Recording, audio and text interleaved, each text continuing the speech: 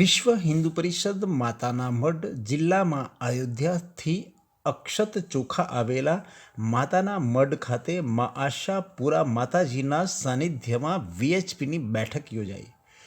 માતાના મઢ જિલ્લાના પ્રખંડ 7 જે દયાપર, લખપત, રવાપર, નખત્રાણા, વાયોર, નલિયા, કોઠારા જે આ 7 પ્રખંડ જેમાં તમામ ગામને ઘર ઘર અક્ષત ચોખા પ્રસાદ પહોંચાડવાનું કાર્ય વિશ્વ હિન્દુ પરિષદ દ્વારા કરવામાં આવ્યું હતું. ઉપસ્થિત માતાના મઢના કાપડી બાવા, નારાયણ સરોવરના ગાદીના સોનબા અને ટ્રસ્ટી રાષ્ટ્રીય સ્વયંસેવક સંઘના યુવરાજસિંહ જાડેજા, વિશ્વ હિન્દુ પરિષદ વિભાગના મંત્રી કૃષ્ણકાંત પંડ્યા, સ્વરાષ્ટ્ર પ્રાંતના ચંદુભાઈ ચેતનભાઈ રાવલ, માતાના મઢના જિલ્લાના અધ્યક્ષ લક્ષ્મણસિંહ સોઢા, ઉપાધ્યક્ષ અરવિંદસિંહ જીલુભા જાડેજા, મંત્રી પ્રદીપભાઈ ડાયાણી, સંઘ પરિષદના તમામ કાર્યકરો ઉપસ્થિત રહ્યા. मन की नगरी को सजाना है, अयोध्या बनाना है. એટલે પહેલા પોતે પણ મન કી નગરી એટલે પોતાને પણ સજાવીએ, અયોધ્યા માનીએ. આપણે પ્રત્યક્ષ આ કાર્યક્રમની અંદર પુનઃ પ્રાણ પ્રતિષ્ઠામાં નથી જઈ શકવાના, તો પણ શું આપણે જ્યાં પણ છીએ આપણા સ્થાન ઉપર ભવ્ય તે ભવ્ય ઉત્સવ ઉજવીએ એ જ અપેક્ષા છે. શ્રી રામ જન્મભૂમિ તીર્થ ક્ષેત્ર ના નેજા હેઠળ જ્યાં મંદિર પણ બને છે, નિર્માણ કાર્ય પણ થઈ રહ્યું છે અને એ ટ્રસ્ટની અંદર આ કાર્યક્રમનું પુનઃ પ્રાણ પ્રતિષ્ઠા મહોત્સવ પણ થવા જઈ રહ્યો છે. એના સંચાલકો સંઘ અને વીએચપી મદદ છે, પણ ટ્રસ્ટ શ્રી રામ જન્મભૂમિ તીર્થ ક્ષેત્ર અયોધ્યા આના નેજા હેઠળ કાર્યક્રમ થઈ રહ્યો છે. હું આપણા માતાના મઢ જિલ્લાના અધ્યક્ષ લક્ષ્મણસિંહને કહીશ 2 શબ્દ આપણા સંતોશ્રીઓને આપણે શું કહેવાય આપણા આવેલા મહેમાનોનો આભાર દર્શન કરશું. જય શ્રી રામ. જય શ્રી રામ. નમો નમો. ઉપસ્થિતોને સૌ કોઈને જય શ્રી રામ. મંચ પર બિરાજેલા આપણા ગૌરવ પૂજનીય વંદનીય શ્રી રાજાબાવા શ્રી તેમજ માતાના મઢ જાગીરના સર્વે ટ્રસ્ટીગણ, વિશ્વ હિન્દુ પરિષદના તેમજ સંઘના સૌ કોઈ ઉપસ્થિત અધિકારીશ્રીઓ તેમજ રાષ્ટ્ર માટે ગમે ત્યારે આકલ પડે ત્યારે તૈયાર રહેનાર આપ સૌ કોઈ અહીં ઉપસ્થિત છો. આપ સૌ કોઈને જય માતાજી, જય શ્રી રામ. આજે આપણે જ્યારે 22 તારીખે ભગવાન શ્રી રામ 500 વર્ષ પછી જે બધાની તપસ્યા હતી એ પૂર્ણ થવાના આરે છે, એના ઉત્સવ નિમિત્તે વિશ્વ હિન્દુ પરિષદ દ્વારા આજે આયોજન કરવામાં આવ્યું છે. એ નિમિત્તે આપણે સૌ કોઈ એકઠા થયા છીએ. આપણા સૌ કોઈની ફરજ તો ન કહેવાય, પણ આપણે સૌ કોઈને આનંદ જ હશે. આ કહેવાની જરૂર પણ નથી કે પોતાના ઘરે આપણે જેટલું બને એટલું હર્ષોલ્લાસથી આ ઉત્સવને આપણે જન સુધી પહોંચાડીએ કે આ રીતે અક્ષત બધાના ઘરે પહોંચશે. બાકી માતાજીઓ પોતાના ઘરે દીવા કે દીપોત્સવ એ ઉત્સવ કરશે.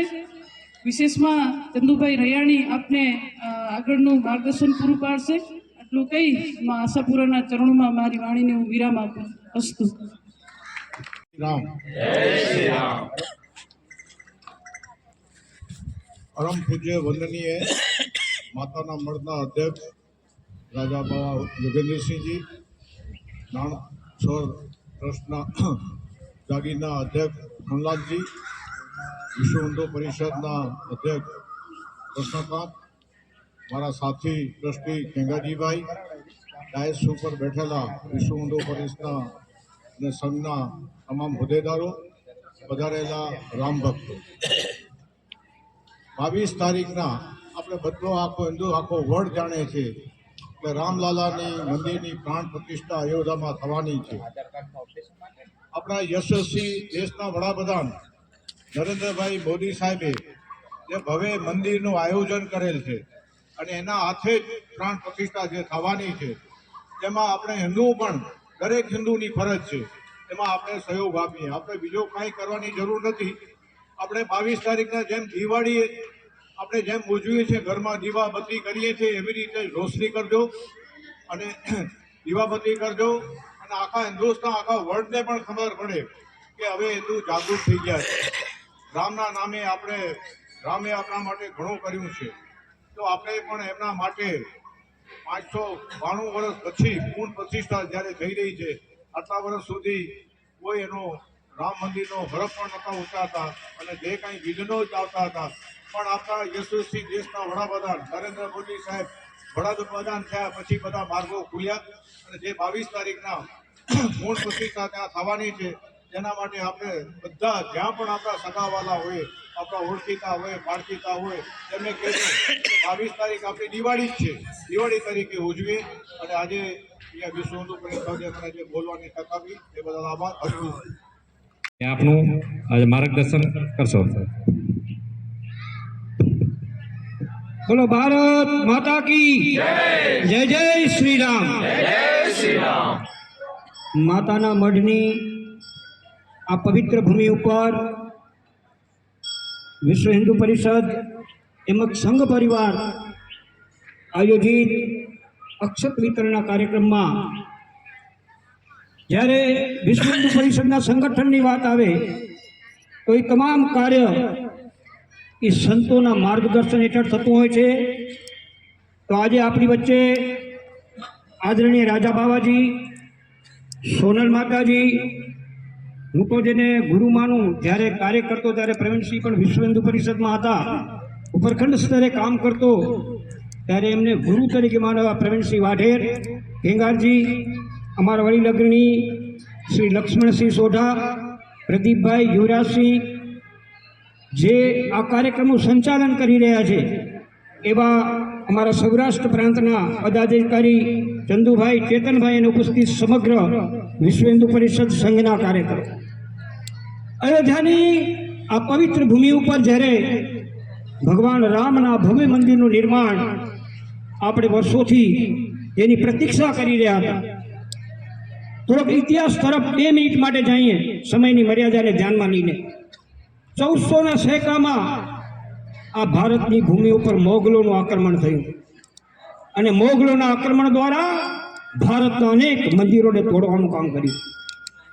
એવો કાશીએ તોડ્યું, મથુરા તોડ્યું, પણ રામ મંદિર સુધી આ મોગલો પહોંચી નતા શક્યા. ત્યારબાદ બાબર જેવા આતતાઈ એક રાક્ષસી વૃત્તિના માણસે જ્યારે સેનાપતિ બન્યો ત્યારે એના સેનાપતિ મીરબાકી દ્વારા 1528માં આપણી આ પવિત્ર રામ જન્મભૂમિ મંદિરને તોડી. ત્યારથી ક્યારે પણ હિન્દુ સમાજ માથામાંથી હાથ દઈને નહોતો બેઠો. આજે સંતો ઉપસ્થિત છે, અનેક આપણે આના માટે યુદ્ધ લડ્યા છીએ અને લાખોની સંખ્યામાં હિન્દુઓના બલિદાનો આપ્યા છે અને આજે એ ડંકાની ચોટ પર પુનઃ એકવાર રામ મંદિરના નિર્માણ તરફ જઈ રહ્યા છે.